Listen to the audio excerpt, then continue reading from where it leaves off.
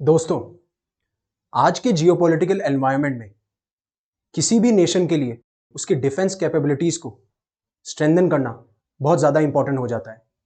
जिस तरीके से आजकल का एनवायरनमेंट आप देख रहे हो, जैसे वेस्ट एशिया में किस तरीके से इजराइल और हमास वार चल रही थी, और उसके बाद में अभी जैसे रिसेंट डेवलपमेंट्स हुए हैं, जिसमें हिजबुल्लाह का लीडर को मारा जा चुका है इजराइल के द्वारा।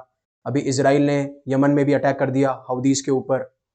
तो जिस तरीके से ये इंस्टेबिलिटी बनी हुई है, और हर एक रीजन में ये कंसर्न हमेशा रहता है कि कहीं कुछ ना कुछ ऐसे इंसिडेंट्स हमारे रीजन में ना हो जाए, और उसी वजह से हर एक नेशन अपने डिफेंस कैपेबिलिटीज पे ध्यान देता है। और इसलिए ये भी इंपॉर्टेंट हो जाता है हर एक नेशन के लिए कि वो कुछ ना कुछ ऐसे स्टेप्स लेता रहे जिससे कि उसकी डिफेंस कैपेबिलिटीज एनहेंस होती रहें। और इंडिया के केस में भी बहुत ज्यादा इंपॉर्टेंट है, जिस तरीके से आपको इंडियन ओशन रीजन में चाइना की प्रेजेंस दिखती है, जिस तरीके से वो एग्रेसिवली अपना क्लेम असेट करता है इंडियन ओशन रीजन में, और जिस तरीके से वो बार बार अपनी प्रेजेंस को असर्ट करता है इंडियन ओशन रीजन में, और स्पेशली साउथ चाइना सी में भी। बट इंडिया के दृष्टिकोण से देखा जाए तो इंडियन ओशन रीजन ज्यादा इंपॉर्टेंट है हमारे लिए।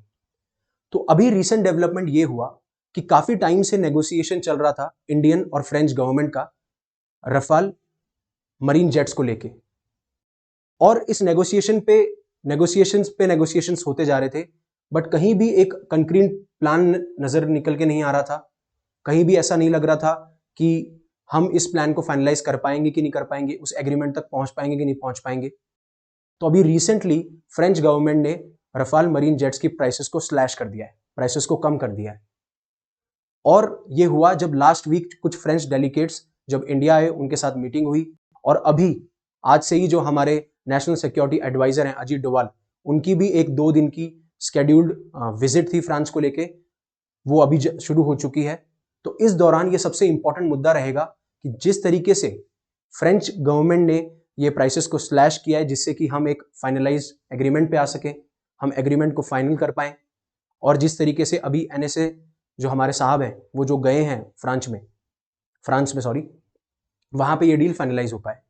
तो जिस तरीके से आप देख सकते हो कि फ्रांस ने अपनी फाइनल प्राइस जो है वो सबमिट कर दी है 26 Rafale M fighter jet deal for Indian navy report के लिए। और जिस तरीके से मैंने बोला कि फ्रांस गवर्नमेंट अपनी प्राइसेस को स्लैश कर चुका है, जिससे कि हम किसी फाइनलाइज एग्रीमेंट पे आ पाए, ठीक है। और यही बात चल रही है कि Rafale deal will be one of the key discussion points. जो हमारे एनएसए साहब अजीत डोवाल साहब गए हैं, तो वहां पे one of the important points रहने वाला है डिस्कशन का, या फिर आप बोल सकते हो कि स्ट्रैटेजिकली बहुत इंपॉर्टेंट होने वाला है ये हमारे लिए, ठीक है। स्ट्रैटेजिकली बहुत इंपॉर्टेंट होने वाला है ये हमारे लिए। अब इंपॉर्टेंट ये भी है कि जैसा मैंने आपको बताया, नेगोशिएशन काफी टाइम से चल रहे थे, और इंडियन साइड ये चाहेगी कि हम नेगोशिएशन को रैप अप करें, और साथ साथ में हम अपने कॉन्ट्रैक्ट को कंप्लीट करें, ठीक है। अब ये देख सकते हैं कि ये आपका राफेल एम है, ठीक है, ये राफेल एम फाइटर जेट है। तो इसकी कुछ स्पेसिफिकेशंस है, इसकी कुछ क्वालिटीज है। क्यों हम राफेल एम को ही, या Rafale M stands for marine, तो हम क्यों राफेल मरीन जेट्स को ही लाना चाहते हैं? पहली चीज तो ये है कि जिस तरीके से आजकल फाइटर एयरक्राफ्ट इवॉल्व हो रहे हैं एंड इन प्रेजेंट टाइम्स, या फिर जिस तरीके से बाकी नेशंस की डिफेंस कैपेबिलिटीज इवॉल्व हो रही हैं, हमारे लिए भी इंपॉर्टेंट हो जाता है कि हम ऐसे आर्म्स, ऐसे एम्यूनेशंस, ऐसे फाइटर एयरक्राफ्ट्स को इंडक्ट करें जो कि प्रेजेंट टाइम्स के साथ में हमारी डिफेंस कैपेबिलिटीज को एनहेंस कर सके। तो पहली चीज तो ये है कि ये 4.5 generation multi role combat aircraft है, ठीक है। मल्टी रोल का मतलब ये है कि ये काफी सारे रोल प्ले कर सकता है। जैसे ग्राउंड पे अटैक करना हो, सी पे अटैक करना हो, तो ये वो काम कर सकता है।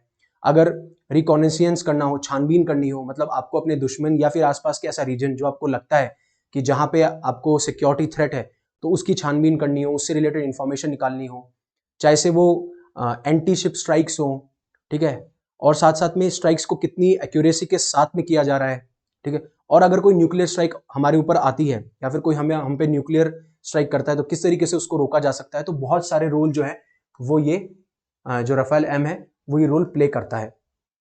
इसकी और अगर स्पेसिफिकेशन पे अगर अपन जाएं,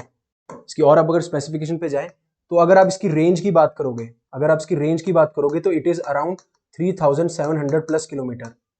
रेंज का मतलब यह है कि एक फाइटर एयरक्राफ्ट या एक जेट मैक्सिमम कितना फ्लाई कर सकता है, उसकी प्रॉपर, अगर उसका जो फ्यूल टैंक है वो फुल हो तो वो कितना मैक्सिमम फ्लाइट ले सकता है या मैक्सिमम फ्लाई कर सकता है, उसको हम कहते हैं रेंज। ठीक है। दूसरा इसमें एक और अच्छा फीचर जो ये है कि इसमें हम हाईली एडवांस सेंसर्स को यूज कर सकते हैं। ठीक है। साथ साथ में इसका जो कॉम्बैट रेडियस है, ठीक है, जो कॉम्बैट रेडियस है, कॉम्बैट रेडियस इज अराउंड, और या फिर आप कह सकते हो कि it is more than 1000 plus kilometre. Combat radius का मतलब ये है कि जब एक फाइटर एयरक्राफ्ट, एक फाइटर जेट अपने बेस से लॉन्च होता है या अपने बेस से जब वो फ्लाइट लेता है तो वो मैक्सिमम डिस्टेंस कितना ट्रेवल कर सकता है कॉम्बैट के अंदर। कॉम्बैट के अंदर मतलब जब वॉरफेयर हो रहा हो। ठीक है। रेडियस किस पे? उसके फ्यूल टैंक पे। ठीक है, उसके फ्यूल टैंक पे डिपेंड करता है ये। ठीक है। अब इसी कॉम्बैट रेडियस को एनहेंस करने के लिए क्या किया जाता है? ड्रॉप टैंक्स यूज किए जाते हैं, ड्रॉप टैंक्स। ठीक है। अब ड्रॉप टैंक्स क्या होते हैं? ड्रॉप टैंक्स जिस तरीके से हर एक फाइटर जेट में क्या होता है, फ्यूल टैंक होता है, जितना भी उसमें फ्यूल अवेलेबल है उस फ्यूल को हम यूज करेंगे, और जितना भी हम रेडियस ट्रेवल कर सकते हैं, जितना भी हम डिस्टेंस ट्रेवल कर सकते हैं उस फ्यूल के साथ में कॉम्बैट में उसे कॉम्बैट रेडियस कर देंगे, और नॉर्मली उसकी अगर कोई विदाउट कॉम्बैट की बात होगी तो विदाउट उसकी रेंज कितनी होगी वो हम इतना कवर कर सकते हैं। ड्रॉप टैंक्स का मतलब ये होता है कि कुछ छोटे एक्सटर्नली हम क्या करते हैं, एक्सटर्नल फ्यूल टैंक्स अटैच करते हैं। ठीक है। एक्सटर्नल फ्यूल टैंक्स अटैच करते हैं। अब ये एक्सटर्नल फ्यूल टैंक्स अटैच करना, ये यहां पे अवेलेबिलिटी है, राफेल एम में ये अवेलेबिलिटी है कि हम एक्सटर्नल फ्यूल टैंक्स को अटैच कर सकते हैं, जिससे कि हम हमारा जो डिस्टेंस है उसको और इंक्रीज कर पाए, और बाद में जैसे ये फ्यूल टैंक्स खाली हो जाते हैं हम क्या कर सकते हैं, हम इनको डिटैच भी कर सकते हैं। ठीक है। हम इनको डिटैच कर सकते हैं, हम इसको ड्रॉप कर सकते हैं। तो ये काफी सारे स्पेसिफिकेशंस हैं जो हमें देखने को मिलते हैं राफेल एम में, और ये इसको स्पेशल भी बनाता है। एक स्पेसिफिकेशन राफेल एम का ये भी है, एक स्पेसिफिकेशन राफेल एम का भी ये भी है, एक मिनट, कि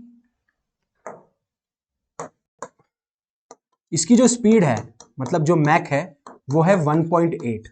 तो मैक क्या होता है? मैक होता है कि एयरक्राफ्ट की कितनी स्पीड है relative to the speed of sound. ठीक है।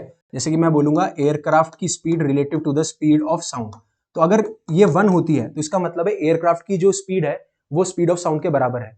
बट अगर ये 1 से ज्यादा होती है तो जितनी भी ज्यादा होती है उतना टाइम्स जो एयरक्राफ्ट फाइटर जेट है हमारा उसकी जो स्पीड है इट इज उतना टाइम्स वो स्पीड ऑफ साउंड से ज्यादा है। ठीक है। उतना टाइम्स वो स्पीड ऑफ साउंड से ज्यादा है। तो यहाँ पे मैक 1.8 है तो इट इज 1.8 टाइम्स जो इसकी स्पीड है, it is 1.8 times the speed of sound. तो ये सारी कैपेबिलिटीज हमें इसमें देखने को मिलती हैं। अगेन इस मीटिंग ये इंपॉर्टेंट हो जाती है, जो हमारे एनएसए साहब हैं, जो अजीत डोभाल साहब है, उनकी मीटिंग में सबसे बड़ा मुद्दा यही है कि हम इस जो एक्विजिशन प्रोसेस है, ये जो एक्विजिशन प्रोसेस है इसको पूरी कंप्लीटली तरीके से कर पाए, और साथ साथ में हम 3 एडिशनल कलवारी क्लास सबमरीन्स की भी बात करेंगे जिनको मुंबई में बनाया जाएगा। ठीक है। और सोर्सेस से ये भी देखने को मिला है कि जिस तरीके से हमने 2016 में डील की थी फ्रांस के साथ में रफाल जेट को लेके ही, जब उनको इंडक्ट किया जाना था इंडियन एयरफोर्स में, तो जो इंडियन एयरफोर्स में हमारे फाइटर जेट्स हैं उनके साथ में भी कंपैटिबिलिटी इंश्योर की जा रही है इन रफाल मरीन जेट्स की। तो सबसे इंपॉर्टेंट ये भी बात हो जाती है कि साथ साथ में ये देखा जा रहा है कि जो इंडियन एयरफोर्स के हमारे रफाल जेट्स हैं उनके साथ भी ये कंपैटिबल रहे। और सबसे इंपॉर्टेंट ये था कि हमारी सरकार ने क्या किया था, हमारी सरकार ने क्या नाम है, इवेल्युएट किया था both Boeing F-18 super hornet और रफाल एम को, और कुछ टेक्निकल ग्राउंड्स में जो कि मैंने आपको बताए, जैसे वो कॉम्बैट रेडियस हो गया, जैसे वो ड्रॉप टैंक्स को अटैच करवाना हो, वो अवेलेबिलिटी प्रोवाइड करवाना हो, जो मैक हो गया, जो स्पीड हो इस एयरक्राफ्ट की, साथ साथ में जो मल्टी रोल हो। ठीक है। तो उन टेक्निकल ग्राउंड्स पे क्या हुआ, हमने क्या किया, रफाल एम को इंडक्ट करने का सोचा, और ये डिस्कशन जो है बहुत सालों से चले आ रहे थे। और साथ साथ में आपको बता दूं ये गवर्नमेंट टू गवर्नमेंट रूट के द्वारा ही अप्रूवल होगा इनका। और जिस तरीके से हमने क्या किया था, जिस तरीके से हमने इंडियन एयरफोर्स के जो 36 रफाल फाइटर जेट्स थे उनके लिए जो प्रोसेस था वो सेम प्रोसेस यहाँ पे होगा। और जो हमारी डिफेंस एक्विजिशन काउंसिल, जिनको डिफेंस एक्विजिशन काउंसिल जो कि राजनाथ सिंह के द्वारा लेड की जाती है, उन्होंने भी कुछ चेंजेस करने की बात करी। अब काफी टाइम से ये बताया जा रहा है कि इसके प्राइसेस अभी स्लैश क्यों किए गए। प्राइस इसलिए स्लैश किए गए क्योंकि पहली जब हमने ये जब डील की थी, अब ये जो डील थी, अब बताता हूं, पहले ये जो डील थी it is worth over 50,000 crore. ठीक है, it was above 50,000 crore, but अभी प्राइसेस अननोन है कि जो प्रेजेंट डील साइन हुई है या फिर होने वाली है या फिर जो फ्रांस गवर्नमेंट ने प्राइसेस को स्लैश किया है वो 50,000 करोड़ से कितना कम है, वो अभी प्राइसेस हमें पता नहीं है। बट पहले राजनाथ सिंह जी ने जब पहले बात की थी या फिर अभी बताया कि इसमें जो अभी प्राइसेस स्लैश हुई है इसमें हमने क्या किया है, हम जो रेडार इंटीग्रेट करने वाले थे, एक हम इंडियन रेडार इंटीग्रेट करने वाले थे, एक हम वेपन्स इंटीग्रेट करने वाले थे इस नेवल जेट पे, बट और उसी की वजह से हाई कॉस्ट थी। ठीक है, इसी चीज की वजह से क्या था, हाई कॉस्ट हमें देखने को मिल रही थी, क्योंकि हम चाहते थे कि कुछ ऐसे वेपन्स हम इसके साथ में इंटीग्रेट करें, कुछ हम ऐसे रेडार, इंडियन रेडार जो कि इंडिजिनियसली हमने बिल्ड किए हैं, ठीक है, उनको इंटीग्रेट किया जाए। तो उसके हिसाब से हमें क्या करना पड़ रहा था, उसके हिसाब से हमें फ्रेंच गवर्नमेंट को ज्यादा पैसा देना पड़ रहा था इन मॉडिफिकेशंस के लिए, और उसी वजह से प्राइसेस बढ़ रहे थे। और साथ साथ में इस चीज को टाइम भी बहुत ज्यादा लगता, लगभग 8 साल लग जाते अगर आप एस्टिमेटेड टाइमलाइन की बात करो तो, ठीक है। और साथ साथ में ये भी है कि हम राफेल मरीन जेट्स को इसलिए भी क्या नाम है परचेज कर रहे हैं, क्योंकि अभी हमारा जो एक डेवलपमेंट चल रहा है, हम भी चाहते हैं, हम भी जो है आप देखेंगे कि एरोनॉटिकल डेवलपमेंट एजेंसी है वो भी अपना एक इंडिजिनस मतलब हमारा खुद का एक ट्विन इंजन एयरक्राफ्ट बनाने की बात कर रही है, डेक बेस्ड फाइटर्स बनाने की बात कर रही है। लेकिन अभी वो जो है वो पाइपलाइन में आ नहीं पाया है और अच्छे से हम उसको इंप्लीमेंट नहीं कर पा रहे हैं। तो उस अरेंजमेंट से पहले हम चाहते हैं कि हमारे पास में राफेल एम हम इंडक्ट कर पाए, ठीक है। तो ये सारी, अब मैंने आपको बोला कि 26 jets capable of operating from aircraft carriers. अब ये कौन से एयरक्राफ्ट कैरियर में जाएगा, कौन से एयरक्राफ्ट कैरियर के डेक पे जाएगा, ये जाएगा आईएनएस विक्रांत पे, ठीक है, आईएनएस विक्रांत पे, ये आपको बताना चाहिए, ठीक है। Deal is being processed under government to government route, ये मैंने आपको बता ही दिया है। फिर एयरफोर्स फ्लीट के साथ साथ में इसके अंदर एंटी शिप वेपनरी होगी, लॉन्ग रेंज फ्यूल टैंक्स होंगे, मतलब कि एक फाइटर क्राफ्ट बहुत लॉन्ग रेंज तक ट्रेवल कर सके, उसकी डिस्टेंस जो हो जितनी हम मैक्सिमाइज कर सके, उसके लिए हम क्या कर रहे हैं, उसके लिए हम फ्यूल टैंक्स लेके आ रहे हैं। फ्यूल टैंक्स में मैंने आपको बताया ड्रॉप टैंक्स, ठीक है, जो मैं आपको बता चुका हूँ, ठीक है, इस तरीके से। और अगेन नेवी ने इवेल्युएट किया था F-18 सुपर हॉर्नेट को भी और लेटर टेक्निकल राउंड में उसको हटा दिया। अब पास्ट वर्स प्रेजेंट कॉस्ट के बारे में मैं आपको बिल्कुल बता चुका हूं कि किस तरीके से पहले कॉस्ट थी और किस तरीके से अब कॉस्ट हो गई है। पास्ट में मैंने आपको बताया कि 50,000 करोड़ पे बात हुई थी, लेकिन अब ये प्राइसेस इसलिए स्लैश हो गई हैं क्योंकि पहले हमारी डिमांड ये थी कि कुछ ऐसे इंडियन वेपन्स हो, कुछ ऐसे इंडियन क्या नाम है, हम वेपन्स, एक तो ऐसे कुछ इंडियन वेपन्स हो या फिर ऐसी कुछ रेडार्स हो जो इंडिया है, जो हमने खुद ने बिल्ड करी हैं, उनको इंडक्ट किया जा रहा था। उस मॉडिफिकेशन के लिए बहुत टाइम भी लग रहा था और बहुत पैसा भी लग रहा था। अब इनको हटाने के बाद में जो है और काफी नेगोशिएशंस के बाद में हमारी जो प्राइसेस हैं उनको स्लैश किया गया है, बट वो अभी अननोन है। अब रिडक्शन इन कॉस्ट मैंने आपको बता दिया, ड्रॉपिंग द इनिशियल प्लान, ठीक है, जैसे वो हमारा इंडिजिनस उत्तम रेडार था या फिर हमारी रुद्रम एक एंटी रेडिएशन मिसाइल थी। तो जिस तरीके से मैंने आपको वेपन की बात करी और रडार की बात करी, तो अगर स्पेसिफिकली बात करेंगे तो वो जो रडार थी उसका नाम था उत्तम, और जो हम एंटी रेडिएशन मिसाइल की बात कर रहे थे वो थी क्या नाम है, रुद्रम, ठीक है। लेकिन क्या इंक्लूड किया जा रहा है, ऐसा है कि जो भी इंडस्ट्री हमने डिमांड की है वो इंक्लूड नहीं की जा रही। देखिए जैसे मैंने आपको बताया कि जो एयरफोर्स की हमारी फ्लीट है रफाल फाइटर जेट्स की, वो तो अलाइन करती है, वो कंपैटिबल है इसके साथ साथ में, ठीक है। बट इसमें आपको एक तो एंटी शिप, ठीक है, एंटी शिप वेपन्स मिलेंगे, मतलब ऐसे वेपन्स जो कि शिप्स को डिस्ट्रॉय कर पाए, ऐसी शिप्स जो हमारे हार्मफुल हों, ऐसी शिप्स जो हमारे दुश्मन नेशंस की हों और स्पेशली वो हम पे अटैक करना चाहती हो, तो वो किया जाएगा। साथ साथ में हमारे यहाँ पे visual, beyond visual range air to air missile होगी। विजुअल का मतलब ये होता है कि कहां तक एक कैपेबिलिटी है पर्टिकुलर एक जेट की या फाइटर क्राफ्ट की या फिर किसी भी क्या नाम है आप बोल सकते हो इक्विपमेंट की, या फिर आप बोल सकते हो व्हीकल की या फिर एयरक्राफ्ट की, कितनी विजुअल कैपेसिटी, कहां तक वो देख के मार सकता है। बट यहाँ पे हम क्या कर रहे हैं, यहाँ पे हम beyond visual air to air missile लेके आ रहे हैं, जो मतलब it does not depend upon the visibility, तो वो भी इसके अंदर इंडक्ट की जाएगी, ठीक है। और ये जो डील है reportedly intend to be finalised before the end of this financial year, और इस फाइनेंशियल ईयर से पहले हम कोशिश ये करेंगे कि ये जो डील है इसको हम फाइनली एंड करें। और अब हमारे लिए इंपॉर्टेंट क्यों हो जाता है, जिस तरीके से मैंने आपको पहले बोला कि हर एक नेशन चाहता है कि वो अपनी जो कैपेबिलिटीज हैं, स्पेशली जो डिफेंस कैपेबिलिटीज हैं, उनको इंक्रीज करे, ठीक है, पहली चीज। और उसमें मैरिटाइम स्ट्राइक कैपेबिलिटी हमारी बहुत ज्यादा इंपॉर्टेंट हो जाती है। एक होती है लैंड बेस्ड कैपेबिलिटीज जो कि टेरिटोरियल ग्राउंड्स पे होती है, जो टेरिटरी पर डिपेंड करती है, और एक होती है मैरिटाइम स्ट्राइक कैपेबिलिटीज, मतलब हमारा जैसे वो धरती हो या समुद्र, हमारे दोनों के पास में, हमारे दोनों लेवल पे हमारे पास में इतनी कैपेबिलिटीज होनी चाहिए कि हम किसी भी फोर्सेस को स्ट्राइक डाउन कर सके। और उसी के लिए हम क्या कर रहे हैं, हम अपनी मैरिटाइम स्ट्राइक कैपेबिलिटीज को स्ट्रेंथन कर रहे हैं। और इसमें क्या कर रहे हैं, इसमें हम 29 जेट्स को मंगा रहे हैं डसॉल्ट एविएशन से, जिसमें 22 सिंगल सीटेड हैं और 4 जो हैं वो आपके ट्विन सीटर हैं। ठीक है, और ये डिप्लॉयड किए जाएंगे आईएनएस विक्रांत एयरक्राफ्ट कैरियर पे एंड डिफरेंट बेसिस पे। ठीक है, तो होप आपको समझ में आया होगा जो मैं कहने की कोशिश कर रहा हूं।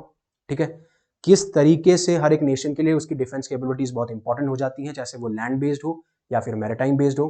किस तरीके से काफी टाइम से इंडियन और फ्रेंच गवर्नमेंट के बीच में नेगोशिएशन चल रहे थे, और अब किस तरीके से हम ये देख सकते हैं कि जो अजीत डोभाल साहब की मीटिंग है फ्रांस के अंदर जो अभी चल रही है, वो जब खत्म हो तो हमें शायद एक डील देखने को मिले जो कि फाइनलाइज हो, और जिसमें कि हम रफाल मरीन जेट्स को हमारी इंडियन जो नेवी है उसके अंदर इंडेक्ट कर सके, और हमारी जो डिफेंस स्पेशली मैरिटाइम कैपेबिलिटीज को एनहांस कर सके। क्यों रफाल एम जो है वो स्पेशल है, क्या उसकी स्पेसिफिकेशंस हैं जो उसको बाकी फाइटर जेट से डिफरेंट बनाता है, तो ये सारी चीज़ें हमने डिस्कस की। होप आपको सब कुछ समझ में आया होगा। So thank you very much for listening to me. अगर आपको ऐसा कंटेंट पसंद आता है तो प्लीज़ लाइक कीजिए।